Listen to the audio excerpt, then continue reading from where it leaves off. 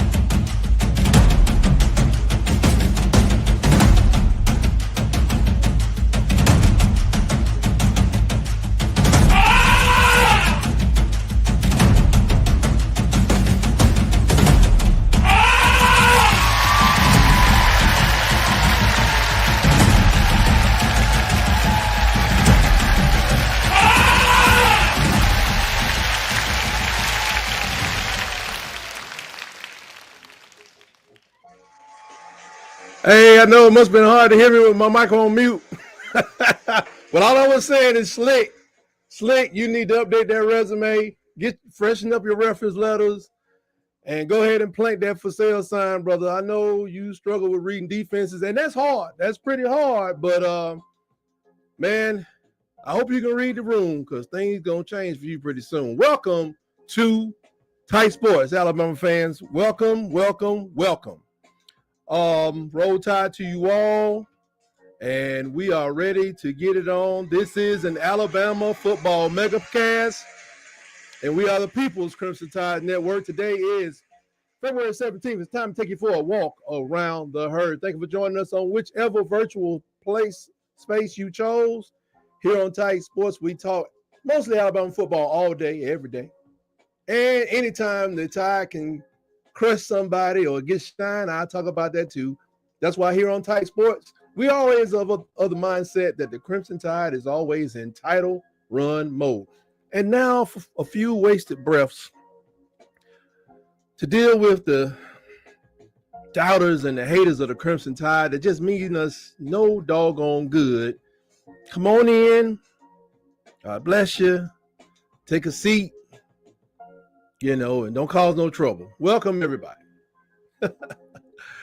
Tip your brother on the way in. By tip, I mean take the tip of your finger, get to your mouse, and tip on that. Just put the tip right on that subscribe button. Go ahead and subscribe to the channel. And if I successfully stimulate the happy juice in your gray matter and make your funny bone jiggle, I need you to go ahead and poke that like button right in the eye.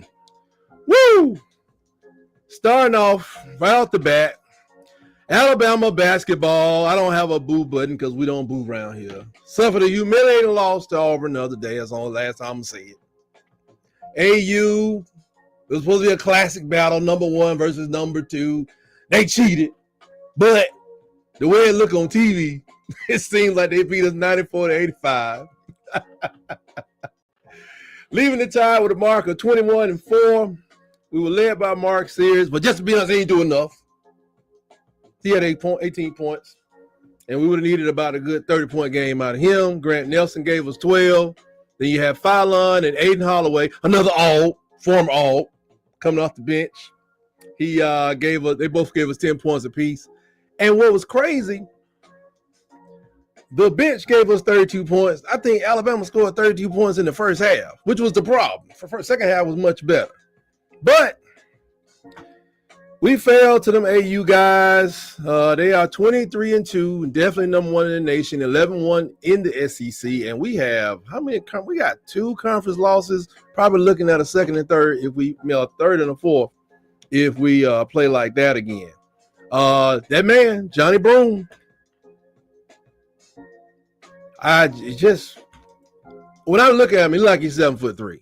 The man was like 7 for 16 shooting, but they sent him to the line. 14 rebounds. We won the rebounding battle, but he won a personal battle out there, with 14 rebounds, 19 points, 6 assists for your big man. And they tried to get him in foul trouble, but didn't work. Coach Oaks made some comments. He said, he said, obviously it's a disappointing loss. Give Auburn a lot of credit. They're number one team in the country for a reason. They did do a great job, and he thought that the offense, that on defense, they did everything they could do to take away the threes, and they did a good job of that. We'll get to that in a second. We didn't shoot it very well from three-point land, and we've been here before, Alabama. You know that. You can't hit the three, you still can go to the basket, but I don't know. It didn't work out because they had good interior. It was on them. They stayed up in them boys' shorts all night long. So he didn't shoot it very well. And they contested well. They did a good job at the rim. So basically they just couldn't score on them. And we were under 50% from the rim, definitely under 30% from three-point line. It's just a mess. Team stats, won the rebound battle 49-40. That's weird. I didn't look at our turnover number because when you lose by 9, it really don't matter. But I think they did pretty good. The main thing was the three-point shots. 10 for 24 for the bench. 19 points on fast breaks as compared to Auburn's 13. But that 5 for 26 from three-point land at 19%, which is not what we normally do, that cost us big. But here's the thing. They were 39% on the inside. We shot for 27 for 70 from the field. That's what you call good defense. That's good defense. That's all I can say. AU, they play good defense. All I hope now is that we can win a possible 3 of the next 3. Yeah. So, we got to play them again at the end of the season. And I want y'all to know Alabama is facing one of the hardest SEC schedules left for the season. So I don't know what this team is going to end up doing, because I guess they got to play Ole Miss again, who they've lost to. They've lost to AU. And you may see AU in the finals or the quarterfinals, semifinals of the SEC tournament, which I want to win. And then, if we can stick it, hang it out, you make it to that Final Four, you could see Auburn again. So I'd rather drop the first one than the last one. I'd rather drop the first one than the next one. But losing at home is no good. Already in the chat, we got Huggy. Huggy coming here. He's saying, like Master P, that legend of Sweet Sugar Bear Williams is up in this joint. And he says, some hieroglyphics put up there. What's happening? What's going on with you, Huggy? And he said, yes, sir, them Tigers, they hell on the hardwood. That is, you heard, I saw it. I ain't had to hear you. I saw it. And last, he says, it was a good game, rightly, bro. And Huggy, I will be joining Water Cooler Talk podcast immediately after I finish up here. But, up next for the Tide is a short trip. It's a short road trip to Missouri. Wednesday the 19th, 8 p.m., where they try to take on the Tigers and see if they can redeem themselves so people can take them serious. I think we like number 4 now. The ladies of the Crimson Tide, they got some struggles in the conference, but they got a 3-game winning streak right now, 20-5. But in the conference, 7-4. So they may need to strengthen that out-of-conference schedule so they can get ready for the conference, because clearly there are 4 teams better than us, and I think there's probably another 2 or 3 another 2 you can throw in there too. I know the ladies at AU, they laid an egg because somebody, as soon as I got on the phone, they were crying about it. I was like, hey, man, calm down. We lost by somebody, put 55 on us. Hey, man, that's what happened when you're terrible. But looking forward to seeing them play. Matter of fact, tonight, I'll be having one eye on that game. They play Texas A&M in the 12th woman. y'all do call it 12th woman, or do y'all have a problem identifying, the 12th woman out there, Texas A&M tonight? They're a scrappy bunch, but they are 10-13 on the season. On Saturday night, there was one little small bright spot. There was one small little bright spot at halftime. One little bright spot as the trophy was given out at halftime. It is the James E. Ford V Omicron Delta Kappa Sportsmanship Trophy, more commonly known as the basically the Iron Bowl, Iron Bowl trophy. They call it the 4LDK Sportsmanship Trophy, and it goes to the winner of the Iron Bowl. Well, I don't know if y'all recognize it or not. I'm not sure if we presented this to ourselves, because I don't know. I remember watching one time where the guys, Auburn presented it and back and forth, but I ain't seen no AU people on the floor other than the basketball team kicking our butt. Because Auburn ain't got this trophy. They ain't got it since 2019, where they won the game. What was the score? It was 45. Number 16, Auburn beat Alabama 48-45. That was the GOAT. 2019. That hurt. I think, did we go on to win that championship that year? I don't know. I'm going to research that a little later. But as far as 2020, Alabama number 1, 22 Auburn. We won 42-13. 2021, Alabama won 24-22. Overtime. That's that 4 overtime. Mechie and then it was in Tuscaloosa, number 7 versus Auburn, unranked. Should have won that 49-27. Then Auburn went back to Auburn. Was that Grade Digger? That was Grade Digger 2023. Milrow. Yeah. 27-24. And then number 13 against Auburn. Y'all have not been. AU has not been ranked in the Iron Bowl in 4 years. Y'all got to step y'all game up. Y'all bring this down.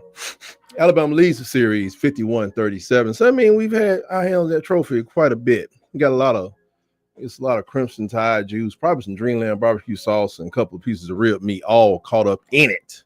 So I feel a little bit better about that. I hope you do as well, Tide Nation. Now, that takes me to my main topic of this episode. I don't know if you guys have been watching the news, but offensive coordinator Ryan Grubb has been setting it off. Now, he ain't calling nobody's name, and people were saying he ain't, but Ryan Grubb is saying what we already knew. Right up front, it does not appear that Ryan Grubb is in Tuscaloosa to be Xbox buddies with Slick Sherry. That ain't what's going to happen. It's a clear and concise message that it's going to make it hard for Slick just to stick. You know what I'm saying? I'm a man. I'm not questioning nobody's manhood, but what I'm about to say right here is crazy. Former Alabama linebacker Marvin Constant, who played up on the Dubos back in the day, if I'm not mistaken, he quoted Grubb in a meeting or something they had, and he said Grubb said we should be able to push the ball downfield. And he was really talking about last year. We should be able to push the ball downfield. We should be able to finish runs and block in an explosive manner. And I really think we show what this offense needs to look like from a standpoint of when people would need to be threatened when they see us. Let me emphasize some points. I don't want to read that again because it was kind of tricky for me. Number 1, we want to push the ball downfield. Coach Shepard and Slick talking to you without talking to you. Number 2, we want to finish runs and blocks with an explosive manner or in an explosive manner. That goes out to Slick. That goes to Coach Gillespie and Coach Kapelovich. I almost bit myself saying his name. But he know what I'm talking to. That's an offensive line coach. I think he does a pretty good job, but we're going to get it together to be even better. Period. And third, he said people will be threatened. Have I seen that before? Has Alabama ever been threatening on the football field? Coach DeBoer, we're going to need to pull out the ripped up grass stain long sleeve shirt, and put on your weightlifting gloves or something when you stand on the side. We got to make you look tough, man. You're a big dude. It's about to get different around here.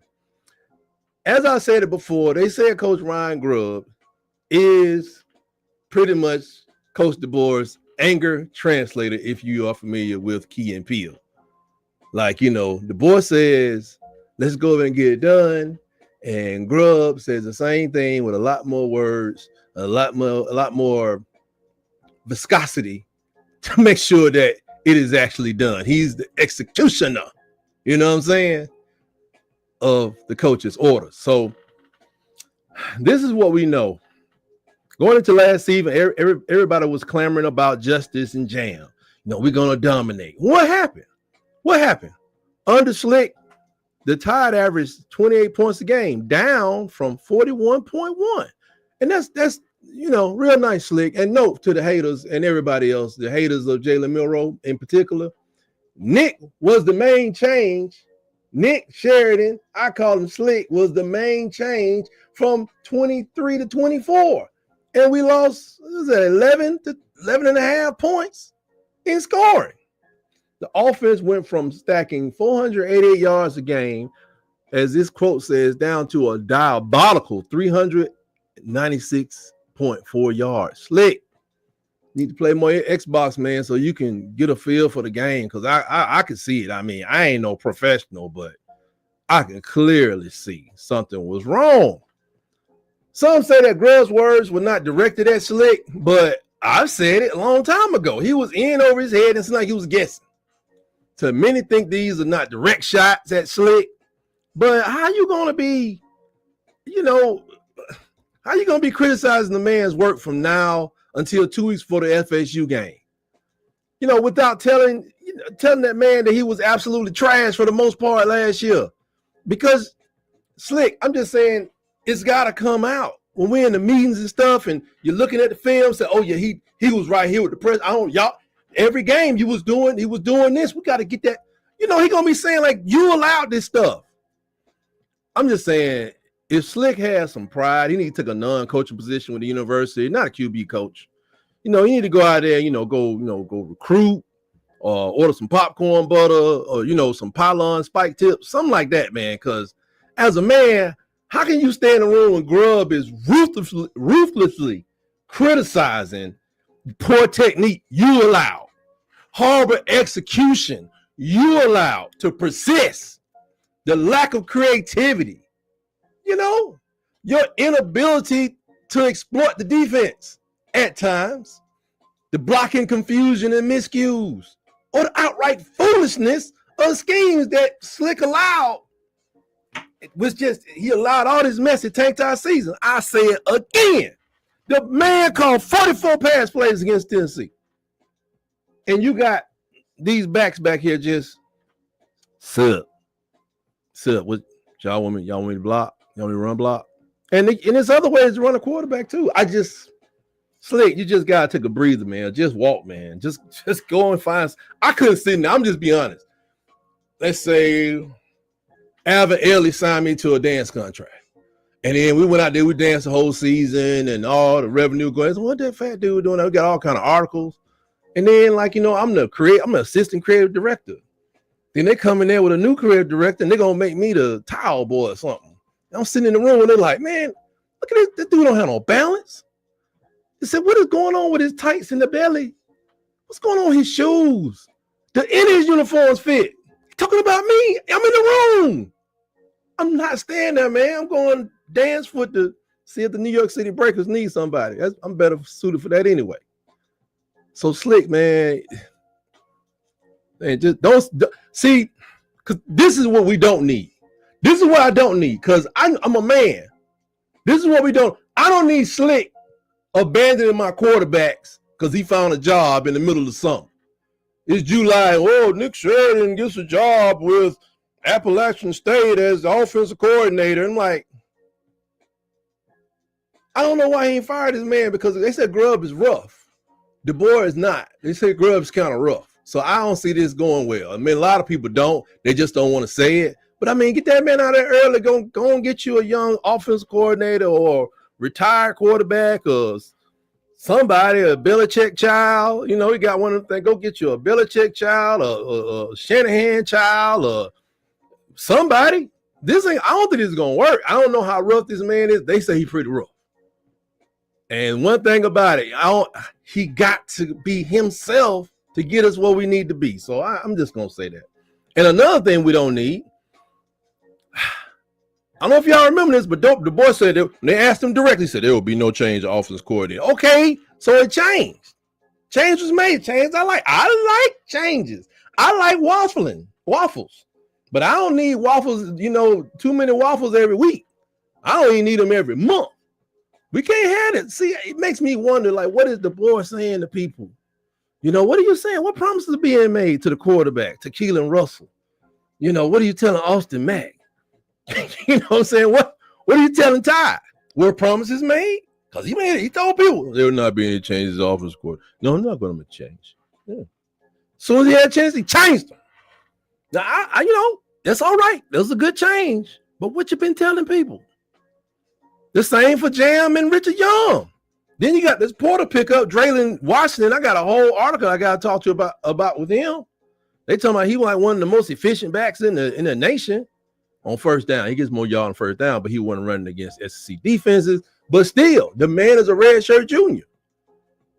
What promises was made to this dude to make him come to Alabama? Was just a money thing? What up with that?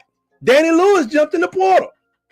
Then he jumped right back out. I said, that makes sense because we got 2 tight ends leaving. This is your time. But we picked up 2 premier tight ends in the 2025 class. I think both of them going to play. We will play 3 at a time. But then we got an unknown guy, Peter Knutson, coming in. But here's the thing about Peter. Peter is 6'4", 200-pound, pro-style quarterback and punter. This is Taysom Hill, y'all. We just went out and got Taysom Hill from nowhere. He was from McAllen, Idaho. 2A player of the year, 2-time All-State punter in Idaho. McCall Donnelly. Look, man. McCall Donnelly, quarterback. That's what the high school he went to. He was MVP of the 2A Southern Idaho Conference League by the coaches, and he got a 3.3 and 11.30. What kind of promises you made this man? This man, like, he should have been cutting his teeth to get some playing time somewhere else. I'm just saying, like, okay, what's the rule here? What promises have been made? You know what I'm saying? Remember now, what promises have been made to these transfers? Were they told they can compete? Which I hope that's what they told them. We playing, got some playing time. Are we doing rewards? Now remember, this is the NIL era. What's the rules now? You can't lie to folks. I mean, you can, but you got to use truth and the team concept to get their buy-in or their dip. If you tell a dude you're gonna dip, I don't need no dipping. They dip enough on us. Number 2, you can't tear folks down too much or they'll dip. So Grubb gonna have to be careful with that. I'm sure he'll be okay. He'll be measured. But if you got that buy-in in the team, you won't be a problem. So I'm just saying, we're going to monitor the process of that. The impact of Grubb is very apparent right now. And according to an article I came across at Roll Tide Daily, which it just pops up on my screen, Roll Tide Daily. I never heard of him. But Rock Montgomery, hopefully I'm pronouncing his name is R-O-Q, but I think that's Rock. Anyway, here's what he said. He said they're more dialed in this offseason. You can't be late to workouts no more. No more jewelry, no more necklaces, none of that. It's not a fashion show, it's football. That's good to hear. But what was going on last year? We knew about the music. We knew about the ice cream truck. You can't be late to workouts anymore. That's one game right there. I think anybody who watch Alabama, they know that's one game right there. That's good to hear that they changing, man. I don't know. All I say is it seemed like that postseason performance appraisal given by the GOAT. It must have came with some action items for the board to execute. So I don't know. I'm just speculating, but extremes are being reined in. A lot of that stuff they was doing, hey, I guess they're not letting them do that no more. And I'm happy about that. So I'm about to get out of here because I am going to be joining the Water Cooler podcast to talk about this next subject, but I will just broach the issue here real quick before it go. According to Josh Pate, and there's articles all over the place, they are changing how the college football playoffs is going to just change really everything about it. Not just the number change, but in I think 2026, 2027, that football season, that's the biggest issue. So we're looking at 14 to 16 teams. We're looking at this is the big one. The SEC and the Big Ten gonna control how the whole thing is conducted. I say it again, not the NCAA, not ESPN. The SEC and the Big Ten are supposed to be controlling how the whole thing is conducted. Now, it sounds like a little weird to me, but okay. And of course, it's gonna make them more money. But the SEC probably will move to 9 conference games, and there's gonna be no more committee making decisions that can't be explained, because no matter what happens, 4 SEC teams, 4 Big Ten teams are going to make the playoffs. 4. Just think about how bad you are if you don't make it. Now, we'll go in depth, but I am going to be discussing that with Nick and the fellas over at Water Cooler Talk podcast. But they're also saying a competitive series is going to be played between the Big Ten and the SEC. So you'll see more Auburn versus Michigan, Alabama versus Penn State, Ohio State versus LSU. You know, every year, a few times a year, you'll see these big games. I would go deeper into it, but I don't want to repeat myself. But I'm going to just say it like this. I've been telling y'all forever, the lower schools are going to end up, the lower conferences of the group of 5, what they want to call it. There are lawsuits the NCAA is trying to clear up right now. They're trying to end them, but they keep just running on. I don't see how a move like this does not continue with lawsuits from the group of 5. And I wonder how this plays for Notre Dame. They ain't not in the SEC or the Big Ten. People look for equity. They don't mind doing things, but this is crazy. And the reason this is all coming about because of the power of those 2 conferences, SEC and the Big Ten. They saying they haven't officially threatened, but people have intimated that they may leave the NCAA altogether. I don't know how that works and plays out, but I just wonder, if you're at the bottom of the SEC, bottom third, how do you get up to the top of the SEC / Big Ten combined when you got all these teams stacked up on top of you? You at the bottom and you got Texas, Georgia, Michigan, Ohio State, Penn State, Tennessee, Ole Miss, and maybe Alabama hovering on top of your program. How you supposed to get from the bottom of that thing? If you can't hack it in the regular SEC, let's see, Mississippi State. When the next time Mississippi State gonna see anything that look like a division championship, or what's another one? Iowa State. Is Stanford out there too? I don't know. And then speaking of not knowing what happens to the ACC? What happens to the Big 12? Do they join the Power 5? Do they join the Group of 5 rather? Do they join a Group of 5 with this lawsuit? I'm telling you, everybody's filing lawsuits about everything, but I'm telling you, this is one lawsuit I've been calling for a long time, and I'm gonna stick with it. Huggy said, bro, Nick said the same thing. I said, attribute to Pimp C and last Mr. Big, not Master P. I'm just a Master P. I absolutely not worship. I just like what he do, man. When I hear Master P. I missed a lot of Pimp C stuff. Rest in peace. So sorry about that, Huggy. Bro, help me get rid of this. Hey man, that's what you signed up for Hugh Freeze in his face.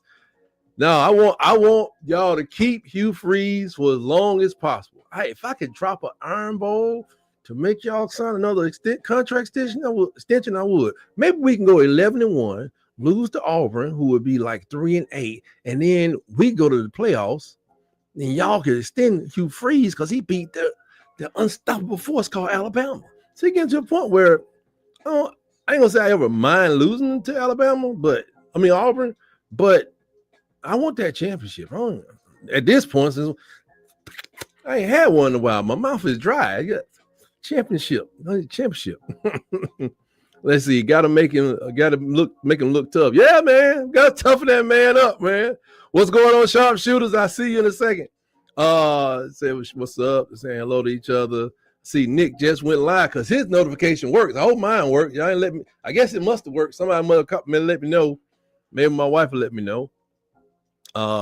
He said, bro, you better stop. Hey, man, I am gonna stop, man. But that bottom third, man. You know, if you was Mississippi State and then they making these moves or the SEC merged with the Big Ten. If you Mississippi State, you like, man, we can go join the Sun Belt Conference and dominate. Who won the Sun Belt Conference? Marshall? Think about this. Mississippi State goes to the Sun Belt Conference because they can't win the SEC. But then they dominate the Sun Belt Conference. And then when it comes to the playoffs, they're like, what's up, family? What y'all been doing? They sitting there like 12-0. And they may get beat down the first year. Let them do it by 2 or 3 years in a row. They'll start stealing doggone recruits. This thing getting crucial.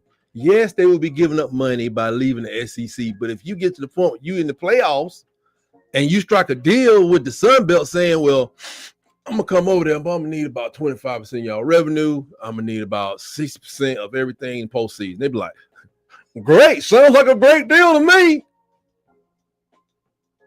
Telling you, 3 years of Mississippi State being the Sun Belt Conference, you don't want to see them in the playoffs. People just want to win, man. So, where does that lead? Like I said, where does that lead the Big 12 and ACC? I don't know. But they may have to move for less money. All I can say is yikes. So join us over on the Water Cooler Talk Podcast. We're going to talk more about it, and that's going to be a wrap for me. Join us here every Monday at 7:30, unless it's a major holiday. Please remember to join me on Wednesday for Iron Bowl. I think somebody's going to sit in for me on Wednesday because I am taking a break, taking a siesta, and I should be able to catch up with you guys on Friday, but you got to subscribe to the channel and hit the notification, and hopefully you'll know when we go live. And you know, Iron Bowl debate, we may discuss anything like, can Superman be unalived? Can Superman be unalived by a Disney character? Is there a Disney character that could take down Superman? Tell your friends. They can find me on YouTube, Blue Sky, and Facebook at Tight Sports. And Tight Sports Talk out there on the bad lands of Twitter. They call it X. Shout out to Sharpshooters Podcast because they rolling with the tide. And peace to the brothers at Auburn Addicts Water Cooler Talk Podcast, where I'm going right now. Bubba and Old Man, they're a fine group of Americans, but they support Hugh Freeze. We all need supporters like that. Loyal to a fault. And with that, we'll see you next time here on Around the Herd. And always remember, roll, tide, roll.